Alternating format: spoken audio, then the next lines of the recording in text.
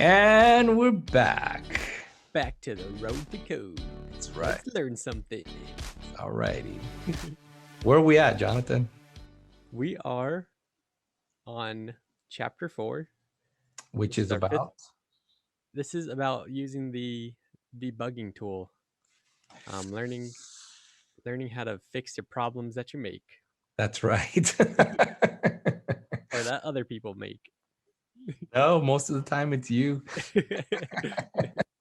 Most of the time it's you. Yeah.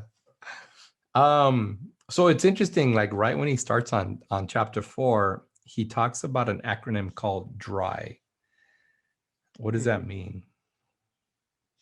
It's um don't run or keep your code dry or like keep your code simple or something like that, or shoot, I forget. It's a Don't repeat yourself. repeat yourself. There you go. Keep your code simple. That's what I got out of it. That's right. Yeah. Yeah, there's a couple acronyms that come out of that. So one of them is DRY, don't repeat yourself, meaning that if somebody already wrote what you're trying to solve, just go and use it, Mhm.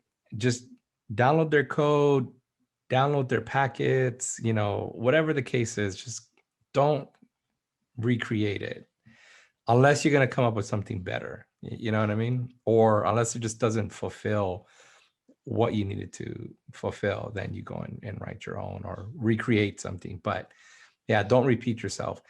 The other thing also is as you're writing functions, don't just go and take your code and copy and paste it somewhere else. It's like create a function out of it and call it, so that you can call it as a function type of thing. And so yeah, so those are really big. The other one is KISS, KISS, just like a kiss. Mhm. It means keep it simple and stupid. It doesn't have to be complicated. It really doesn't.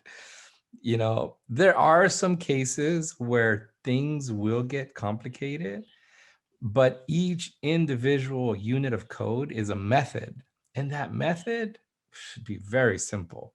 It should only do one thing and one thing only, and it should do it very well. It just that's it, keeping it simple and stupid, and don't repeat yourself. Those are key points when you're developing. So yeah. So what else did he talk about? So one of the things to keep in mind, I don't know why in his examples, sometimes he includes write line and other times he includes console dot write line. And I think he omits the console dot for brevity, just to keep his code brief. Mhm. But wherever you see write and write line, you need a console dot in front of it.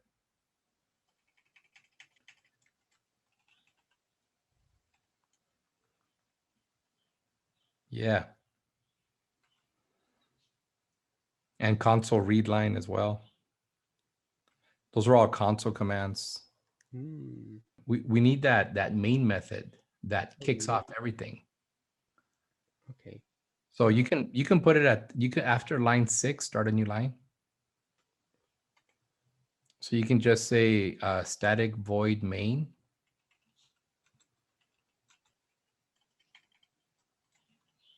Main. Open close parenthesis and then open close curly braces.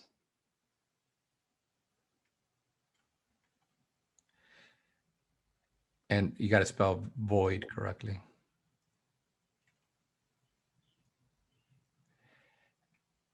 And yeah, so this is actually a key name for the main entry point of any application that you write. Any application that you write is always going to have that main method. This has been around since the days of C and C++ back in the 70s.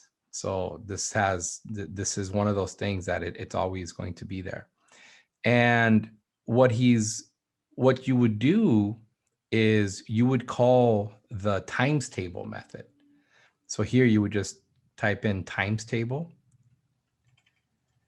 and then pass in a number, a byte number, which is, I think, a small number, like 1 through 16 or something like that. And so you could do like 3, right? And then don't forget to finish it off with the semicolon. Okay. Let's do a compile. Go ahead and compile this. Compile. So yeah. So Ooh. you can right click on the solution over on the right hand side on the solution first step. Oh. Yeah, right click on the solution and compile, or build or rebuild. I call it compile, but it's build or rebuild. And see if it builds successfully. So you see down in the bottom left, it says build succeeded. Oh, okay. Yeah. Cool. So yeah, let's try to run it, see what we get. Here we go. Yeah, I got our 3 times table. Yeah. What? All right. 12 times 3 is 36. When did that happen? When did they change that? But It's the Mandela effect. it's the Mandela effect. Oh man, I remember as a kid, my mom was so good at times tables, and she just insisted that I learn my timetables. And I used to sit there for hours, and it's like 3 times 3 is 9, 3 times 4 is 12, 3 times 5 is 15. And then she used to, once I memorized them, she'd like, okay, come on, let me test you. And she would ask me them at random, and it's like, oh man, it was like the worst thing. But really, there's no other way to do times table other than to memorize them. Yep. Otherwise, you'll sit there and add for every time that number appears. But yeah, basic math, right? We're still using basic math. So yeah, no, this is exactly what they wanted you to do. What was the other where it says run times table? What is that? Close. You can go ahead and close this console window. Okay. What was that method? This one? Enter console times table. Oh, this should have been your main method. Oh. Gotcha. Okay, so let's get rid of that main method, lines 7 through 11. Get rid of that. And rename your run times tables. Oh. Control Z, sorry. Instead of calling times tables, call run times tables Run times tables. without any parameters. You can get rid of the 3. Ah, okay. Let's see what we get. Ready.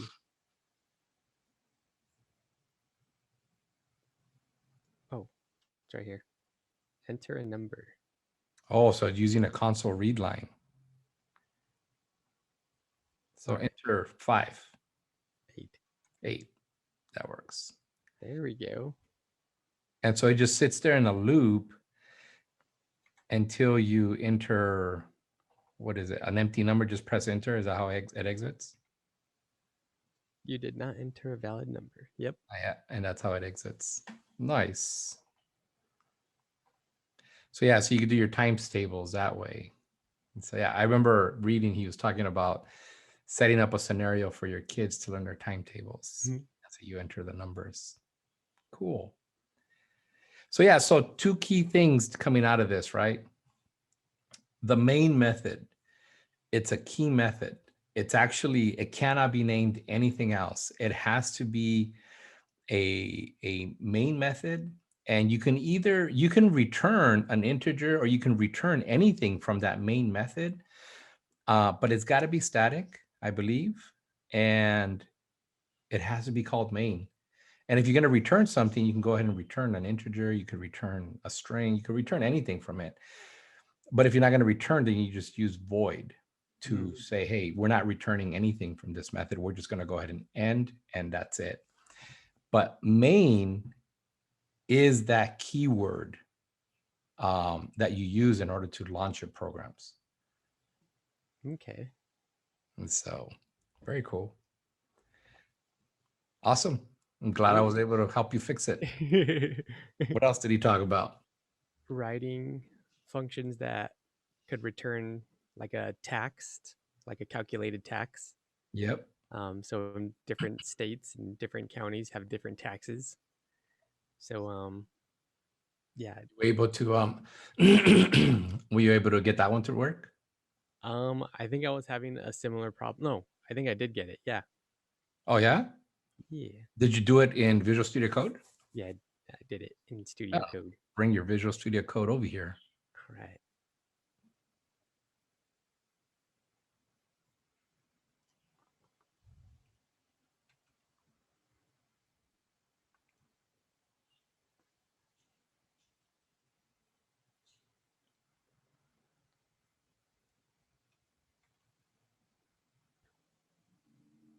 And let me do this right console thing right here.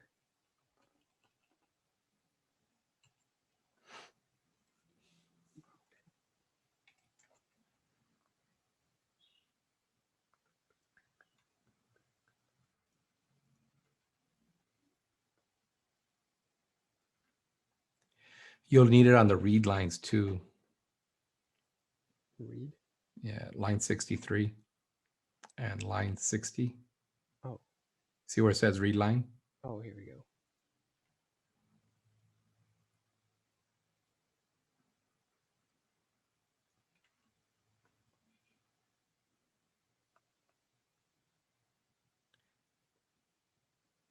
Yeah. And so instead of calling the run times tables, you need to call a different method, right? Yeah, it's the calculate text, I believe, or run calculate text.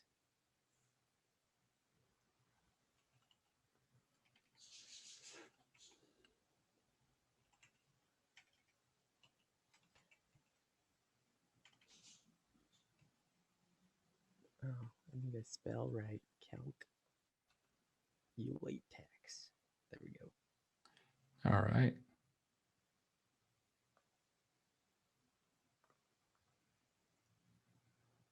All right, so we'll write a price number in there. $9.99. Whoops. Tier 2 lady region. So where are we going to live at? Switzerland, CH. All right. We must pay almost 8 cents in sales tax. What? That's ridiculous. Cool, yeah. Yeah, this is actually pretty cool. We actually we use a tax service where I work.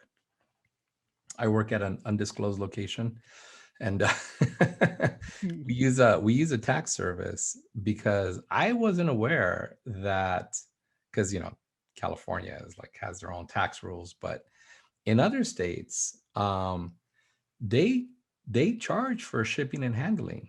They charge taxes. California doesn't charge taxes. Oh, really? Yeah. I thought, well, nobody charges for shipping and handling. You're not sending any goods out. It's a service. And in California, you don't charge for service. But other states, they charge for service. They charge taxes for service. Interesting. In Alaska, if you're in a couple of I think it's a couple of counties, there's like no taxes whatsoever because those are considered like native land reserves and stuff like that. And so yeah, there's no taxes at all. And That's interesting. in other areas, it's like, yeah, they'll charge tax for everything. It was weird. Oh, and you pay taxes based on the zip code you live in. Mm-hmm. So I mean, I could be living on one side of the street and pay one tax, and the guy across the street pays a different tax because he may live in an area where their taxes are just different, you know? So it's like literally can be down to the zip code. I was like, wow, Wow. it's crazy. So, but yeah, it's pretty nuts. It's pretty cool. Yep. Nice. So you got that to work. Taxes. Yep. So at least you're understanding the whole write line and read line where that's Yeah. coming from. And then also the main entry to all programs. Now this only applies to like console application, Windows applications and stuff like that. When you start getting into other types of applications, such as like websites and web services, you're actually integrating into another program that already is running the main. So all you're doing is just kind of loading yourself into that main program. And so you don't have to worry about having that main method. But for console and Windows applications, services, daemons, and stuff like that, they all need the main entry point. And so, but that's the one key thing to keep in mind. So the domain entry point would be this main part, or Yep. Yep. okay. Whenever you're running an application, whenever you're running a program, you always have to have that main method. And that's the main entry point. Okay. So that main method is a key. It's a key word that tells, when you go and launch your first app, it says, okay, let me go ahead and launch first app. And the operating system says, where's your main method? Hmm. And it looks for that main method and it begins executing it right there. Okay. And that may be oversimplifying it, but essentially that's what's happening. You can think of it that way. So cool. All right. Cool. What else Yeah. did he talk Then about? he went Oh, on oh, to, oh. yeah. So the whole dry concept, don't repeat yourself, right? Mm. You can see where creating a method that you can call over and over with different parameters or different arguments, depending on how he puts them in the book. I don't know if he calls them parameters or arguments. But you can see where it's being reused, right? So you're not repeating yourself when it's calculating Yeah. all that stuff. Hmm. So these are all like things that you don't have to repeat yourself with because they're already like in C# kind of thing. Correct. Yeah. Let's take a moment and dissect what we got here. Okay. What what is, if you were to give something a name on line 3, what would that be? On line 3. Yeah, what is that? If we're dissecting this whole file, Okay. what does line 3 represent? So line 3 would be like um I don't know, calculating sales tax or something like that, Well, right? no, no, Or no. just describing the first part. This would Yep. be like Just line 3 alone. line 3 alone is um the name of what we're calling this program. Okay. And that's why it's called a namespace, right? Hmm. Because as we begin, in fact, you know what? I think what we're going to do is we're going to do an example just to make this a little bit more clear. Hmm. Excuse me. You can right click on your Visual Studio down at your start bar, and yeah, right click on it and then click on Visual Studio 2019. It'll bring up a new instance of it. And we're going to create a new project. Oops. You get cancel that, yeah. And we're going to create a console app. Yeah, go ahead and hit next. And we're going to call it second app. Let's be creative Yeah, here. we're getting really creative here. And then you see down in the location, put that in your sandbox. So click on the little ellipse, the little 3 Okay. dots, and put it in your sandbox folder.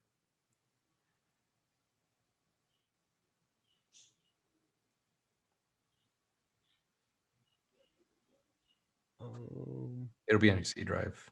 C drive. There you go. Yeah, select that folder. Cool. And then go ahead and create it. Okay, so over on the Solution Explorer, right click on the solution second app. And we're going to add a new project. And this project, if you go to project, all project types, go ahead and click on that down arrow and look for a library. We're going to create a library. And it's going to be the .NET Core one, the one at the bottom. And we'll call this second app dot model library.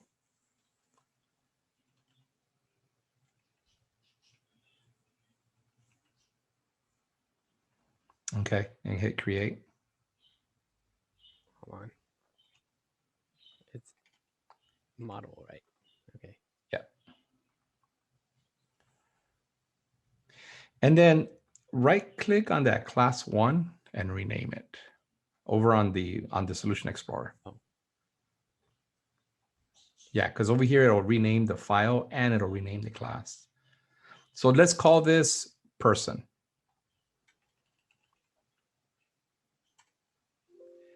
And yep, you want to rename your class as well. And you'll see that class one is renamed to person. Yep.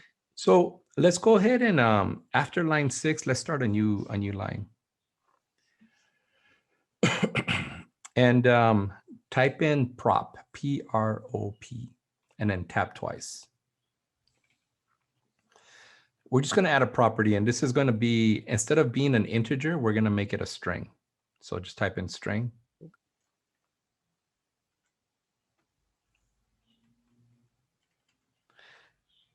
Yep. And then my property is going to be a name. Just call it name.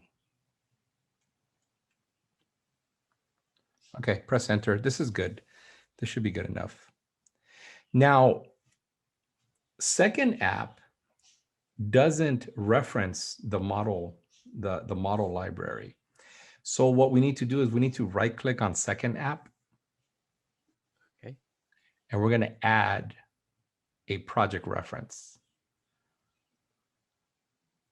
And the project reference is going to be the model library. Okay. So this is a little bit more than what we had to do, but just to show you the whole purpose of that namespace. What happens if you have a third app and you also have a model library, but your second app needs a reference to that model library? If you had a model library in your second app and you had a model library in your third app, the moment your second app references it, it's going to say, I don't know which one you actually want me to reference. It's going to get confused. You know what I mean? Okay. So by using the namespace, you see how we started with namespace, second app dot model library. That namespace helps keep it unique. So now we can also have a model library in a third app, and we can reference the third app model library from the second app. And when you go and reference person, it's going to say like, oh, which one do you want me to reference? I have second app and I have third app. And at that point, you can be specific and say, oh, I need you to reference the second app, not the third app, or the third app, not the second app, just depending on what you're going to do. But that's the whole purpose of that namespace. That namespace is what keeps everything within that project unique. Does that make sense? Yeah. It's almost like if you were at work and there was another, is there another Jonathan at work? No. You're so lucky. So if you were at work and there's another Jonathan, they would be saying like Jonathan, and probably both of you guys would turn around and they're like, no, not you, right? And be pointing at either one of you. But if they say Campos or Rodriguez or Hernandez, or if there was more than one Rodriguez or more than one Hernandez or more than one Campos, then they could say Jonathan Campos or Jonathan Rodriguez. You Mhm. see, now they're fully qualifying what Jonathan they want. And that's how namespaces work. Does that make sense? Mhm.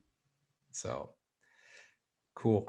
We'll come back to this. Let's go back to your code really quick. This is a overly simplified namespace, but as your application grows and you have several projects, that namespace becomes really important. In this case, it doesn't. It's not super important. Now, let's move down to line 5. What does line 5 represent? This is just the program that the first app has, or a class that the first app has. Yeah, the class, right? That's in the namespace Mhm. first app. But what specifically does the class represent to you? It represents um I I think of it as just like the body kind of thing. It just like it holds the whole thing. Okay, all right. In reality, I mean, it's not wrong to think of it that way, but in reality, so like say for example, when you go to a friend's house, right? You go to their address and you're standing in front of it. It's like, hey, this is Jerry's house. Mhm. But what was used to build Jerry's house? Like wood and drywall or something, like stuff to build a house. Yes, absolutely. And how did they determine that they were going to need all those materials? What was done before that? Oh, like plans. Like Exactly, a blueprint, right? mhm. So a class is a blueprint for a machine to build this in memory. Mm. Hmm. I just Okay. saw a light bulb turn on. Did the room get brighter? Does that make sense? Yeah, yeah. Yes. A class is simply a blueprint with a set of instructions, just like the blueprints exist for a builder. They're going to get blueprints and they're like, oh, this is what the house looks like. Okay, well, let's start with the foundation. And the foundation specifies what is the size of the plot, right? What is the size that they're going to need, the square, the rectangle, the circle, whatever, the parallelogram, whatever shape that base shape is going to be, Mhm. and where they need to dig to put the plumbing and in order to establish all those pipes, right? And Mhm. electricity and all that good stuff. And then they start laying it out and they start building the floor, whether it's made out of wood, made out of concrete. That's all specified by the plans, by the blueprint, right? Mhm. And then they start erecting the building and they start realizing, okay, they want to plug there, they want to plug there, they want a toilet there. And so now they start running the wiring, the plumbing, and all that stuff, but it's all within the plans themselves. So a class is exactly the same. The class says, okay, here is the blueprint so that it's going to get loaded into memory. And when it gets loaded into memory, it says, where's the main? And Mm. the main gets called and the main starts executing. It says, well, I'm supposed to call this other method.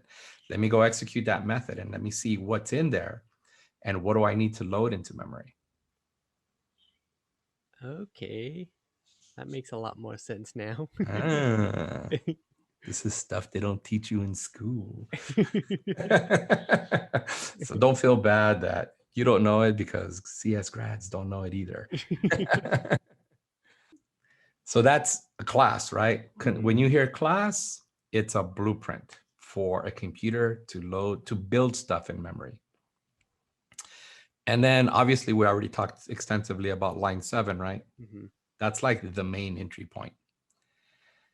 Now, what's interesting is that the main entry point, line 7, can be dissected even further. And Okay. so there should be, before the word static, there should be what they call a visibility modifier. In other words, what is the visibility? The thing is that with the main program, it doesn't matter. But the ones that are allowed are private, protected, and public. So if you can just go ahead and put public before static, that would be one of the default or one of the accessibility modifiers, what they call it. So this determines the visibility of the main method. And so we're just saying this is public. This is going to be visible to everyone. Okay. And the same thing goes with the program, with the class. There's actually a modifier on there too. And by default, this would be also a public. So you can just plug it in with public. The reasons it doesn't matter in this case is because the main keyword is part of this class. And so when it launches, it doesn't matter if it's private, protected, or public. It's still going to make it public in order for it to be able to launch it. So it doesn't, in this case, it doesn't matter. The static keyword,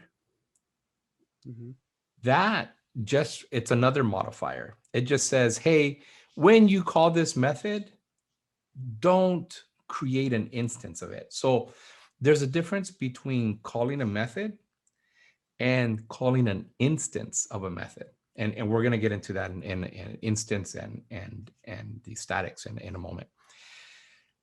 Think of this class as a blueprint, right? If we go back to Jerry's house, the class that build Jerry's house are the blueprints.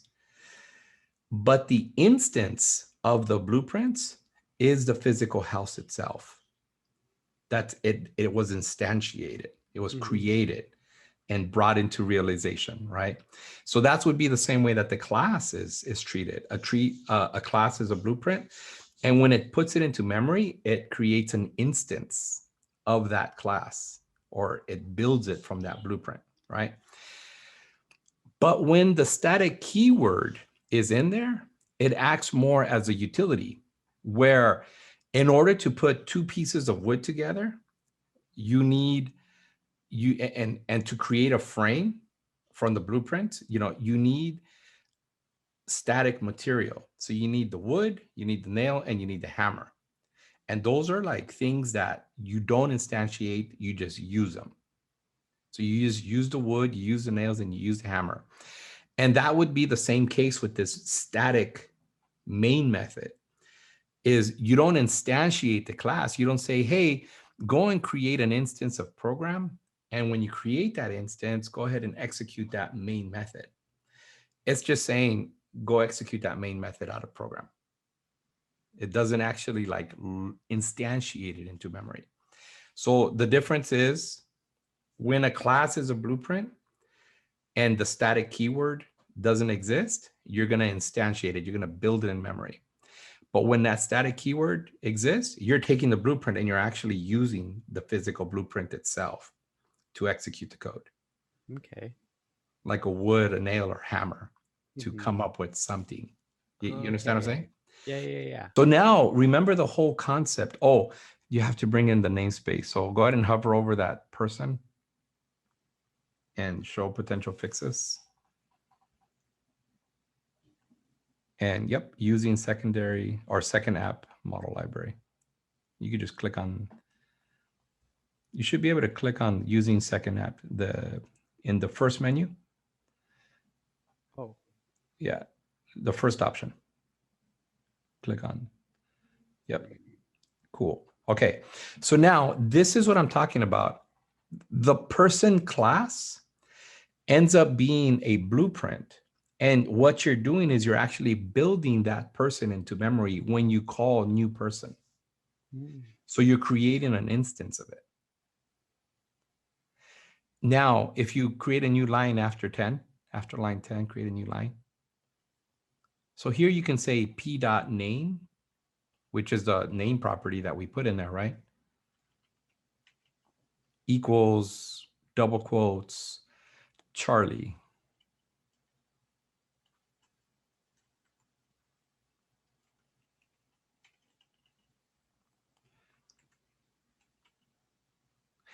Now, this is actually assigning a name to the property. But if you create a new line, if you say p.callme, oh, wait a second, this one's supposed to work. Can you go back to person? Right here? The person class, Person class right here, right? the file itself. Oh. Okay, so public static void call me.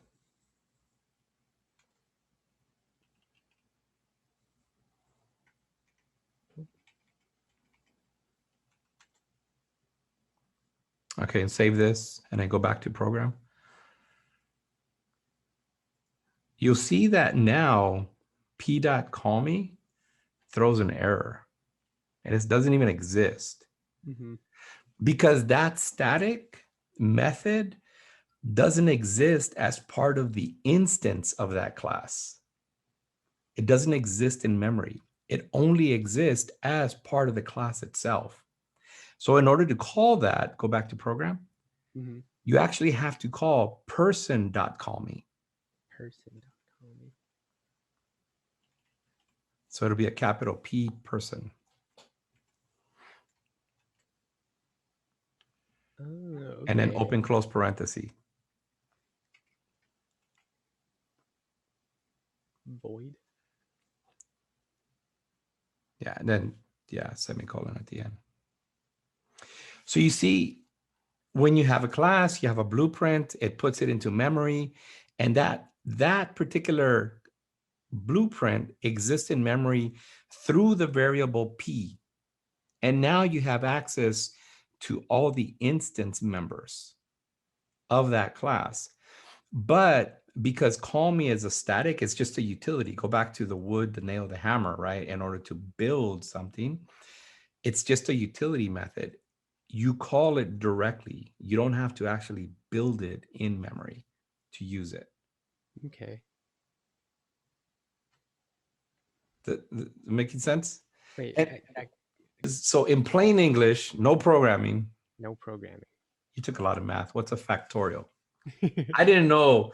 For a while, I didn't know what a factorial was until I actually looked up the definition. I was like, oh, it's basic math. But they have so many fancy words, you know? When I was learning math, like it was in high school, so we were being, just goofy. It's the 5 with an exclamation point, so we just scream out 5. It's like excited. It makes you excited, Well, what and is it? it's multiplying the number by um every number one less than it. So, or every number less than it. So it would be like 5, 4, 3, 2, 1.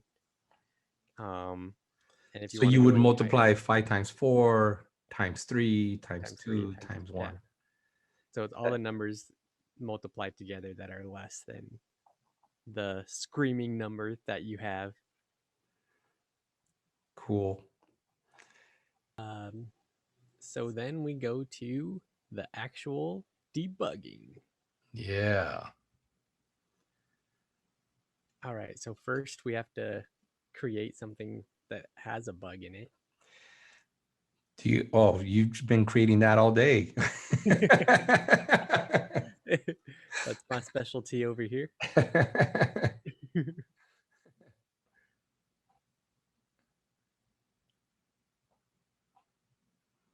All right. Hold on. Okay.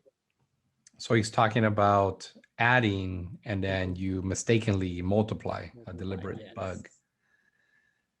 Yes. Yes. Yes.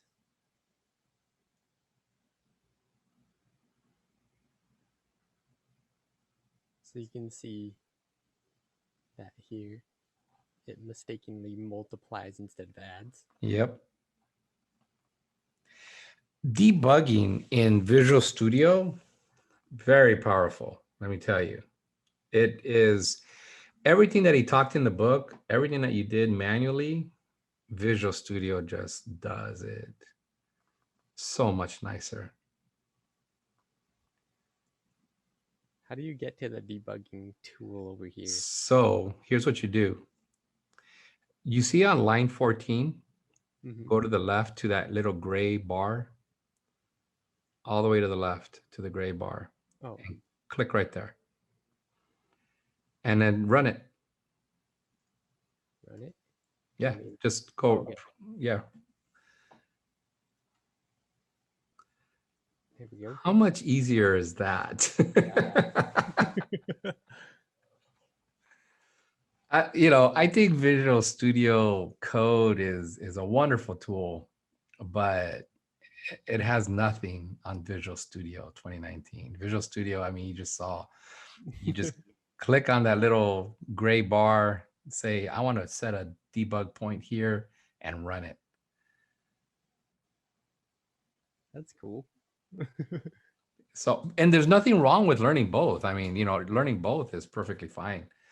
I don't quite understand why he went with Visual Studio Code unless he made it a mission on himself to go and learn about Visual Studio and figure out like, okay, how do I debug and how do I do this and how do I do that?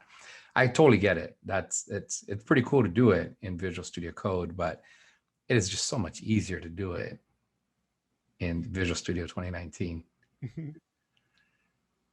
And so you see up on the top where it says search control Q, you see those little arrows Where are we at? right in the center of the screen, up on top, right below that white search, those little arrows. Okay, Yeah. so hover over the third one that kind of has an arc over it. Yeah. Step over. You could step over. So these are the same ones that are in Oh, Visual yeah, Studio yeah, Code, right? yeah, yeah, yeah. Yeah. Oh, there we go. And then you could step over again. And then you would step into by clicking that little down arrow, the little down one. Yep. Step into. And it takes you into that one. So you could step over again. And Whoa. now you can see This is the problem. that would be the problem exactly. Cool. But it is so much easier to debug in Visual Studio. It's just like I couldn't imagine trying to do all that in Visual Studio Code when somebody's paying you 50, 70, maybe $100 an hour for you to do all that setup. And it's like, yeah, no, we don't have time for that. Let's use Visual Studio. Visual Studio is very efficient and it helps you get work done fast, and that's really the whole point of using tools like Visual Studio, is that they're built in for speed so that you can get your work done fast. You know what I mean? Mm-hmm. So what else did we talk about? Yeah, you can kind of see where a lot of this stuff is built in pretty easily. Mm-hmm. You would probably, I think you can just right click on that red dot and you can put a condition on there. So you see the condition? Yeah. And that's where you would actually specify the condition in which you want it to break. So it doesn't always stop there. It only breaks when you tell it to, like if it meets a specific condition, which is what he was talking about, right? Mm-hmm. Yeah. Yeah. Breakpoint setting. So, Cool. Interesting. but I'm glad that you're working with both, though. I really Oh yeah. find it useful for you to do the examples in Visual Studio Code, struggle through it, and then have me just show you. It's like, oh yeah, this is a The cakewalk. quicker way. And Yeah. click here, right click there, and run, and boom, you're done. Bida Yeah. bang, It's it's interesting to see how it works like manually too, instead of just like finding the button to click and like just having it doing it automatically too. Yeah, yeah. There is a lot of stuff that needs to get done. Mm-hmm. He did some pretty cool stuff with logging. I like that. With the What's that? whole debug and trace. Mm-hmm. Um, I could be, if I had to be honest with you, these are probably in there, because when they were building out the framework, they needed something primitive in order to probably debug the framework. There there's libraries and there's things that are built into certain templates of applications that are much more powerful than this. And they work a lot better. So this is a little primitive, and I'm not disappointed that he put it in there. I think it's important to be aware of this stuff in case you run into a situation where you don't have a framework already plugged in to be able to do some extensive logging and debugging from a logging standpoint. But this is primitive. This is like you have no other option, So it's good to know this, but you'll probably never use debug right line and trace right line. It's just not realistic in the real world.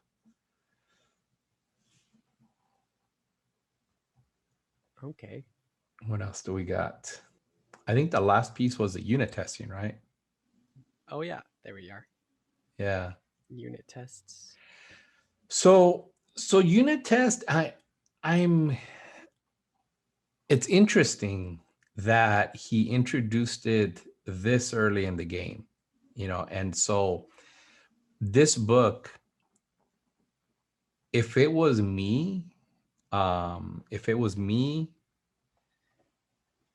about C#9 and .NET 5, this is actually pretty good for me. Although I don't use XUnit, I use a different unit testing framework. But regardless, this is a good time. For a person learning C#, it's probably more about, I would say even a CS grad doesn't even know about unit testing, if I'm not mistaken. But if I'm mistaken and they teach you guys unit testing, and I would say that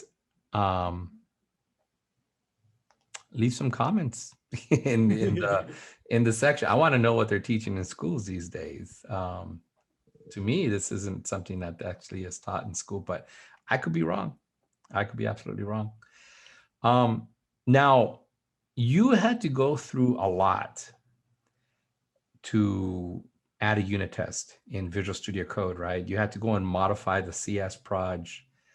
You had to do all kind of good stuff, right?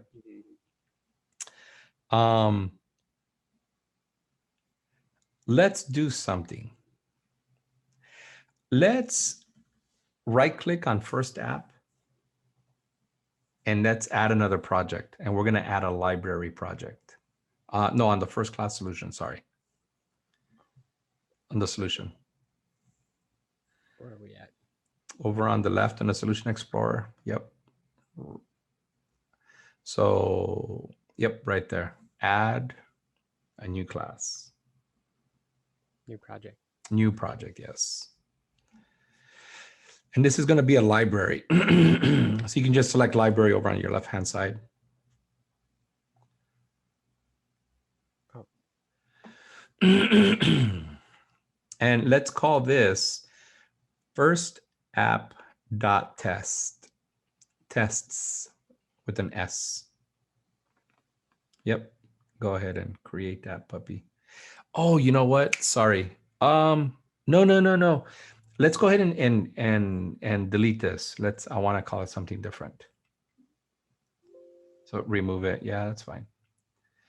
And click on the solution again. Yeah, you need to go to the solution level and add a library. Call it library. And this is going to be first app dot math util, like utilities, but math util. Yep, that's it.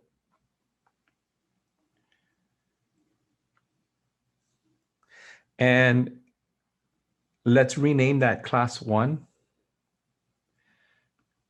to rename it to arithmetic. Arithmetic.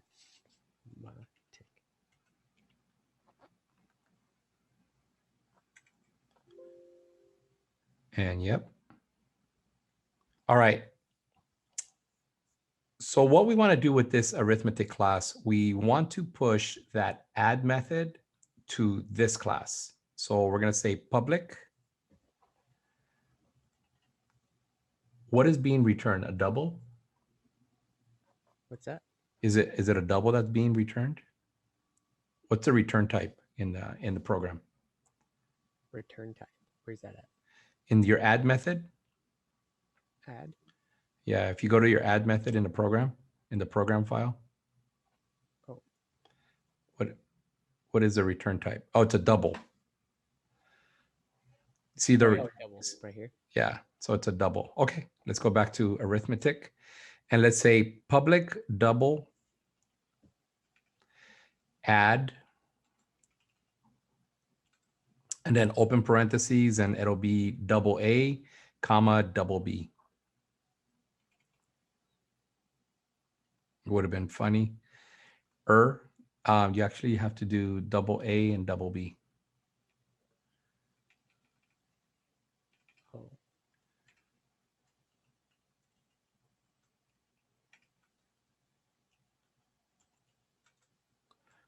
No, but don't forget to put a comma between A and double. And then open, close curly braces. And return A times B.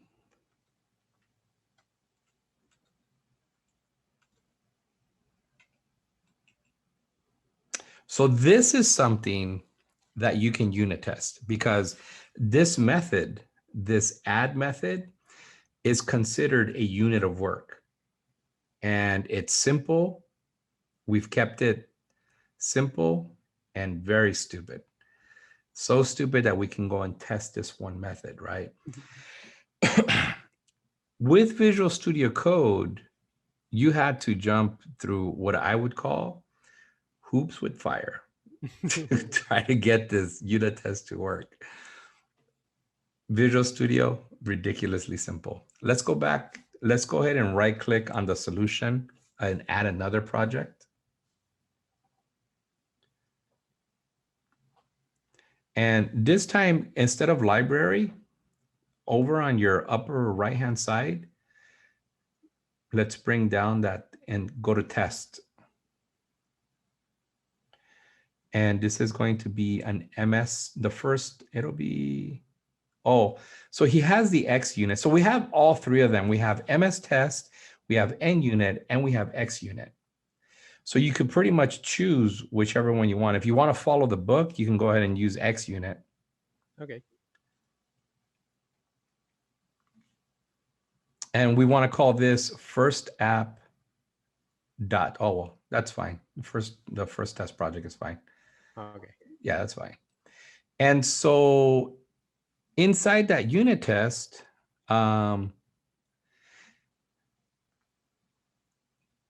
we can go ahead and begin our test, right? So what are the three A's?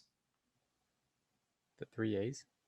Yeah. Arrange, act, and assert. That's right. Nice.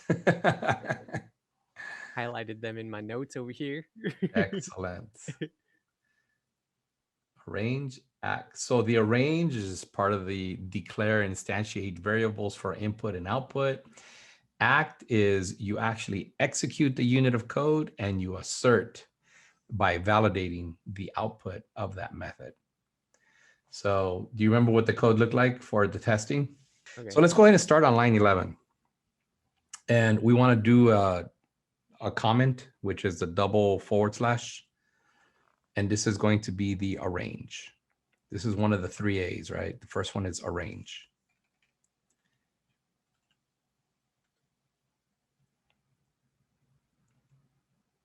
Now, our add method takes two numbers, right?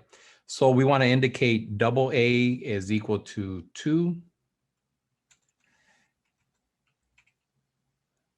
or 3.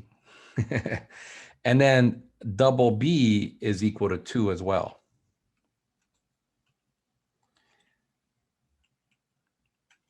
And we're expecting to add these two numbers together. So our double expected, so let's call it double expected, is equal to 4.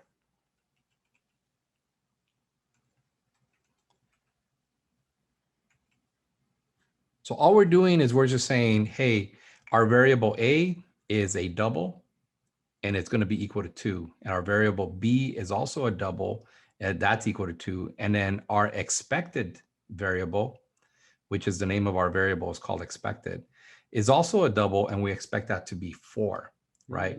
Mm-hmm. So now we act. So let's create a new line, new comment, and we'll say this is where we act. Now, because our unit test doesn't know anything about the math utility project, we have to create a project reference. So go and add a project reference. Okay. Remember how to do that? You right click on X unit test project and you add project reference on the actual project. Oh. Yeah. And then Add project reference. add project reference. And then we have to reference the math util. Yep. Make sure you have an X. Oh.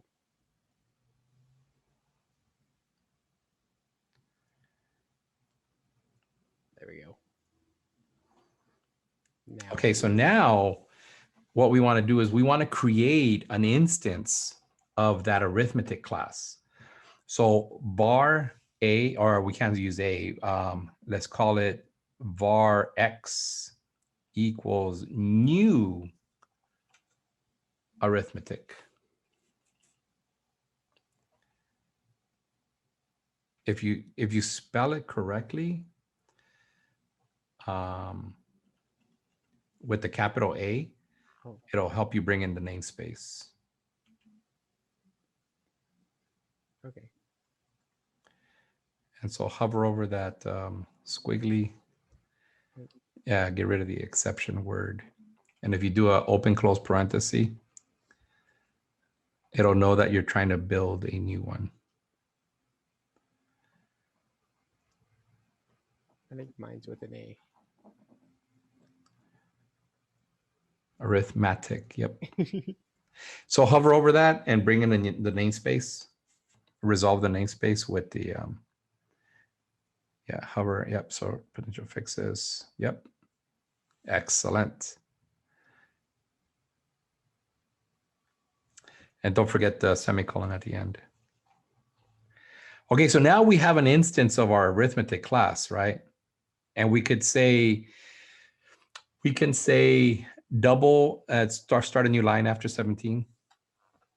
And this is going to be double actual. So this is what we're actually getting back from the arithmetic class, equals x dot add a comma b.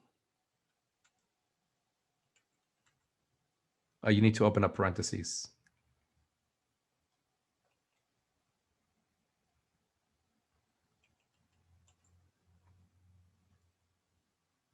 And then finish it off with the semicolon. Can't forget the semicolon. That's right. And now we assert.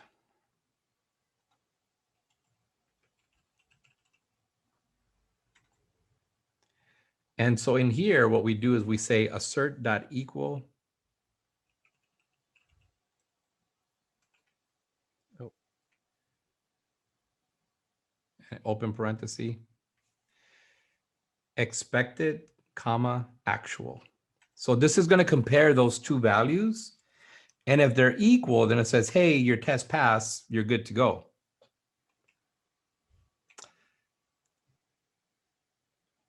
Okay. So right click on that project, X unit test project 1, right click on that and run the test. How different is this from Visual Studio Code? Yeah, this is Is it easier or is it different? it's different. That's it. I think different right now just because I don't know where all the buttons is, but I could see it being easier too because you don't have to go to all kinds of different little classes. So You see how you get the little green checkbox? It Mm-hmm. says, Pass. hey, you have that one test and it passed. Let's change those numbers. Let's change it from a three, change A to 3 and B to 4. And then what's 3 plus 4? 7. So that should be, the expected should be Oh. 7, right? And let's save it and rerun that test. Oh. Uh-oh. Whoa, what happened? I selected all. Oh, now in order to run it, you just got to click on that little play button and let it wait. It's going to compile. And it failed this time. Uh-oh. Now, if you expand that little XUnit project, expand that in the Unit Test Explorer, expand it, and expand that again. And then that unit test 1, right? Test 1. That's 1. What did it say? What is the error? The error message. Failure 7. Expected actual 12. It's multiplying. So yeah, so this is where unit tests come in handy, right? And it'll help you. This is a very simple example, you know. This is a super simple example in the case where like, oh yeah, it's arithmetic, you know, and we're going to add, and you accidentally fat fingered it, and instead of clicking the plus sign, you click the asterisk, you know, and it happens. But this is where unit tests come in handy, because now you wouldn't just run one unit test, you would run a series of tests against that same method. And you would notice that one test passed and another one would fail. You're like, what the heck? Well, yeah, 2 times 2 is equal to 2 plus 2. Yeah. In arithmetic, right? In math. But 3 plus 4 is not equal to 3 times 4. They're completely different values that come back as a result. And that's where you would know that, oh, wait a second, there's something wrong with my code. It's going to fail if I pass in these other values. And this is where unit tests come in handy. And they catch your errors a lot earlier. And they catch your errors a lot earlier in the development cycle. Interesting. Yes. Yes, indeed. And it also makes you think about your code too. Because if you're doing these unit tests, you're like, oh, wait a second, it's only going to work with these set of values and not these other set of values. So you either have to change your code to make it work with all different values, or if you're expecting something to fail, then what you do is you create a test that's going to purposely fail. And you say, oh, yes, I know that this is going to fail, so we're going to make a negative test. And if we don't get this error, then our test should fail. You know what I mean? It's like you purposely fail things. So pretty cool, huh? Yeah. And it's completely different from Visual Studio Code. It is different, and at the same time, it's what do you call it? I mean, this is kind of what I'm used to. When I started looking at the book, and I was like, oh my gosh, are they really going to make them modify that project file? Do they really need to add those unit tests, NuGet packages? It's like there's templates in Visual Studio that make life so easy. Let me show you a quick trick. I want to request remote control of your screen. Okay. Am I able to? There you go. Perfect. Okay. So these windows, you'll notice how you come from here and you can come over here, but this window is just kind of floating there, right? It never really goes anywhere. And it's okay, but at some point this window is going to get in the way. What I like to do is I actually like to put the window somewhere where it's not going to cause any problem and it fits in with everything else. So I normally, you see these little pins, Mm-hmm. these are auto hide, and it's going to go from here to this sidebar right here. Oh, okay. So I'm going to unpin it, and you'll notice that now here. If I need it, I just click on it And it and it pops up. pops out. If I don't, I just click wherever else and it'll pop back in. So I can actually bring this window to here and say, I want you to be part of this group of windows. Okay. And then I can go and unpin it, and it puts all the windows there. Now, I don't normally recommend putting a whole group of windows um, on the side here. It's just better that you have them here. And it also allows you to organize them so that, like, your solution explorer can be the first one, your test explorer can be the second one, and you have all your tests. If we go and change this arithmetic and say, oh yeah, this is not a multiplication, it's actually addition, and I'll come and run my test again, you can see where my tests are now handy. Mm-hmm. And you could do that for all these different what do you call it, all these different tools that are built into Visual Studio. So Cool. what did you get from all this? What was the takeaway from? Uh, to me, I felt like it was kind of like learning the beginning again. You just learn some new tools because the debugging feature on the Visual Studio Code is kind of like its own thing too. Like um, you're able to do more functions to your project or whatever you're doing. Mm-hmm.